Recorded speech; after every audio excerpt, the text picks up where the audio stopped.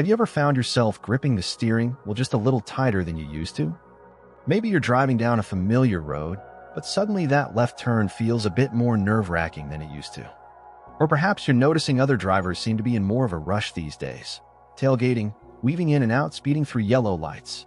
It's enough to make anyone feel uneasy.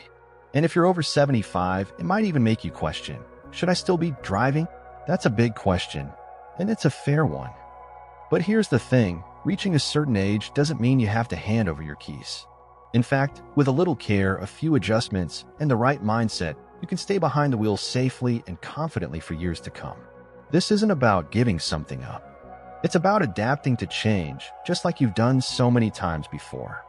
Because let's face it, you've already navigated more in life than most people ever will. This is just another curve in the road, and we're going to take it together. Today, we're going to talk about what it really takes to keep driving safely after 75. We'll cover smart, realistic tips that are easy to follow and designed specifically for your lifestyle right now.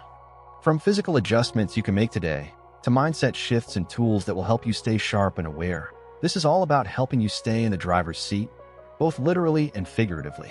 Let's ease into it, starting with something simple but powerful, listening to your body. You've probably already noticed that things like flexibility, reaction time, and even how long you can sit comfortably behind the wheel can change as the years go by. That doesn't mean your driving days are behind you. It just means your body is sending you new signals, and tuning into those signals can be a game changer.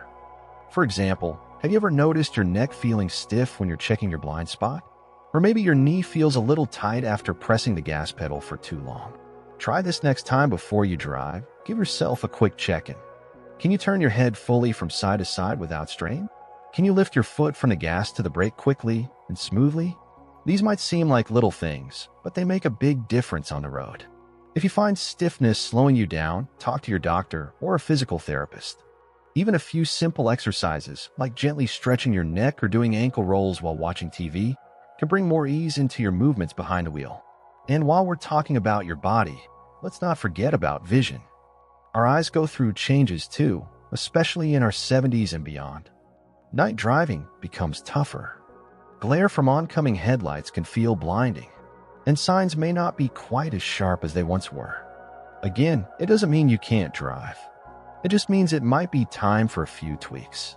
One of the best things you can do is schedule regular eye exams. Not just the ones where they ask you to read letters on a chart, but full eye health checkups.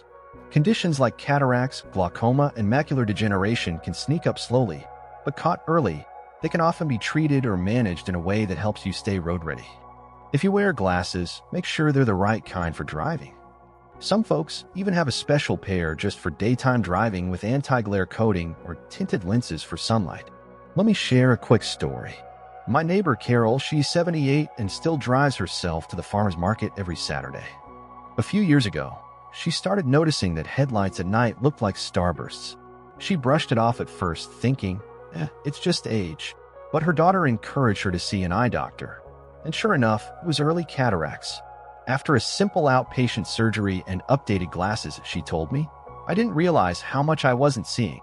Now she sticks to daytime driving mostly, but she's back to feeling confident every time she pulls out of her driveway. That kind of awareness, knowing your limits but also knowing when and how to work with them, is the sweet spot. That brings us to another key area, choosing the right time and place to drive. You might have noticed that certain times of day just feel better for driving. Maybe it's late morning, after the rush hour chaos is past and before the afternoon traffic picks up. Or perhaps you avoid driving during dusk when the light starts to fade and visibility gets tricky. That's not being overly cautious, that's being smart. Start paying attention to your energy levels too. Are there times in the day when you feel more alert and focused? That's your driving window. Use it. And if there's bad weather coming, rain, snow, or just heavy winds, it's perfectly okay to postpone that trip or ask someone to go with you. In fact, it's one of the most responsible things you can do. It might sound obvious, but it's worth saying where you drive matters too. If you're used to driving long distances or through busy city streets, ask yourself if that still feels right for you. If not, consider taking more familiar routes, sticking to roads with fewer lanes, or using back roads that feel less hectic.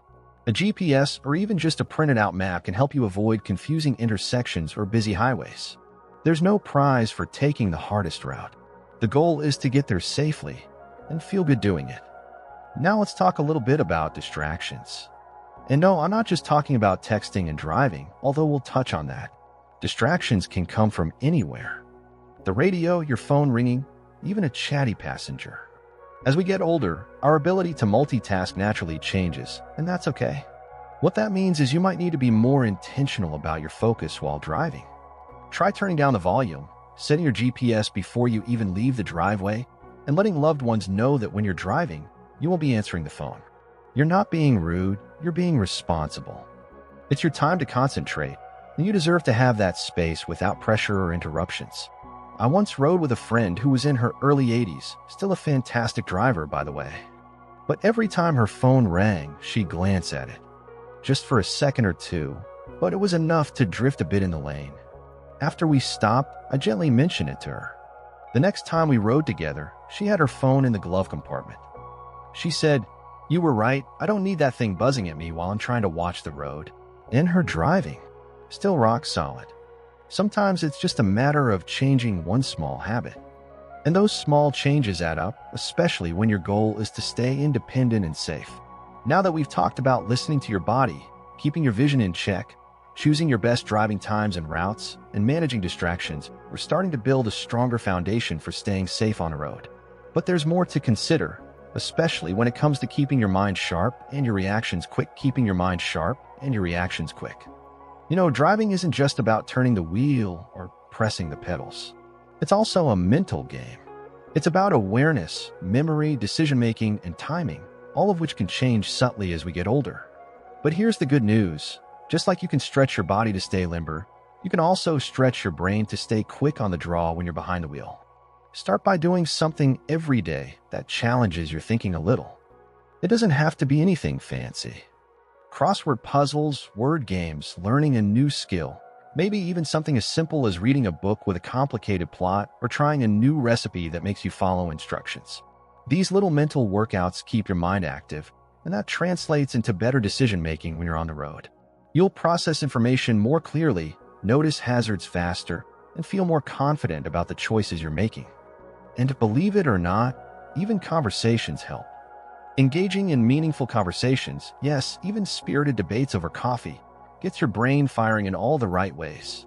It sharpens your ability to pay attention, listen, respond, and think quickly. All things that make you a better, more aware driver. Now let's talk about another piece of the puzzle, your car itself. If you've been driving the same vehicle for years, it might feel like an old friend. You know exactly how it sounds when it starts up, you know where every button is, and it fits like a well-worn glove. But as comforting as that familiarity can be, it's worth asking yourself, is my car still serving me well, or is it time to consider a few updates? These days, even modest vehicles come with features that can make a huge difference for senior drivers. Think backup cameras, blind spot warnings, lane keeping assistance, and automatic emergency braking. These aren't luxury features anymore, they're safety tools. And they don't replace your skills, they support them. A backup camera, for instance, doesn't mean you don't have to look behind you. But if your neck is stiff or your shoulder turns are slower, it gives you that extra set of eyes. If a brand new car isn't on the table right now, that's perfectly fine. But there might be ways to make your current car a little more comfortable and safe. Adding a wider rearview mirror, adjusting your seat height, or even installing a simple cushion for better back support can improve your visibility and reduce fatigue on longer drives.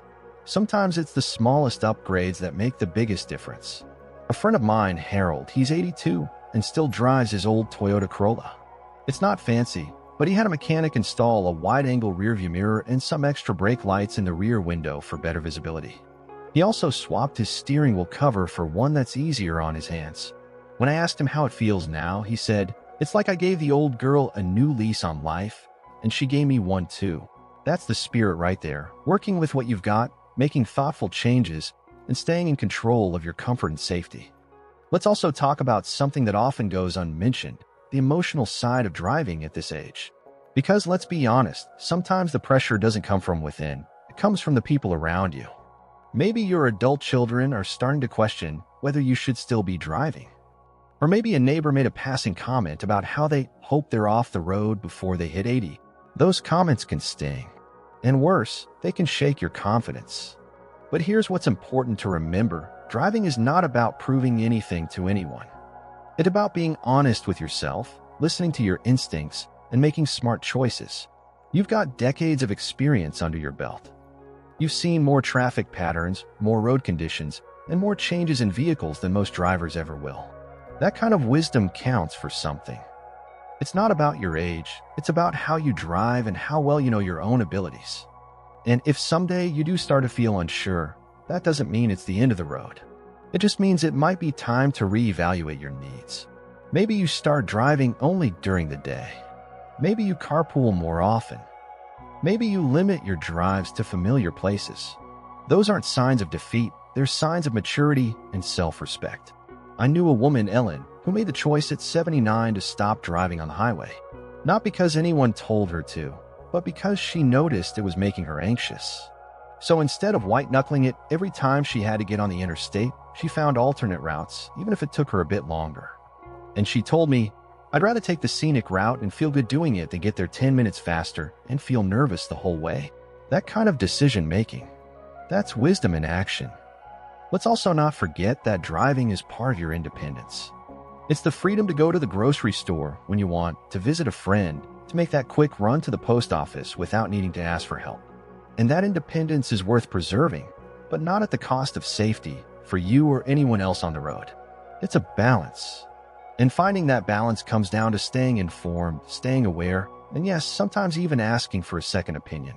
Which brings me to another important point: taking a driver's safety refresher course. Now, I know that might sound like something for teenagers, but hear me out. These courses aren't just about rules of the road.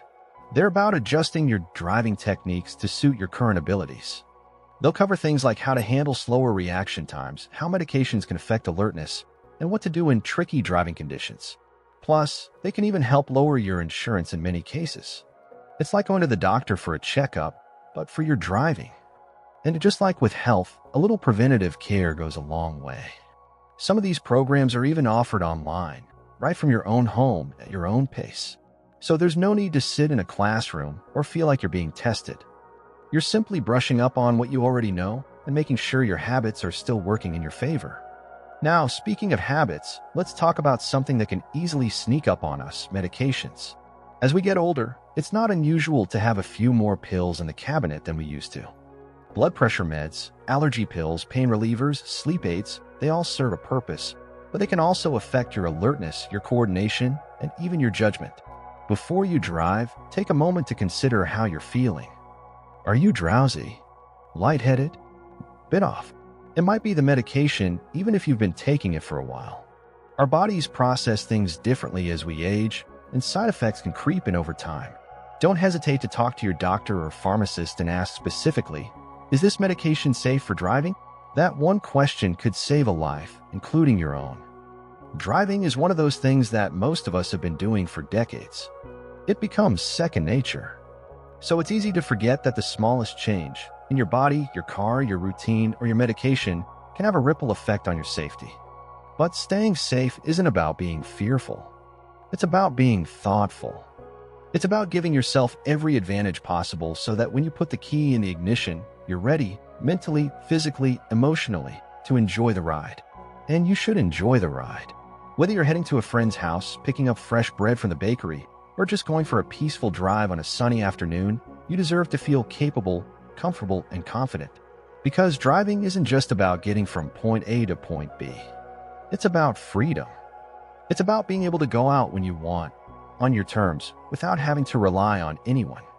And the more you take care of the little things we've been talking about, your body, your awareness, your habits, the longer you'll be able to hold on to that freedom.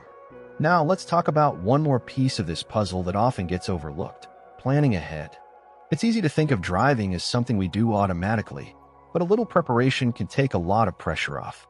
Before you head out, take a moment to go over the route in your mind. Where are the tricky intersections?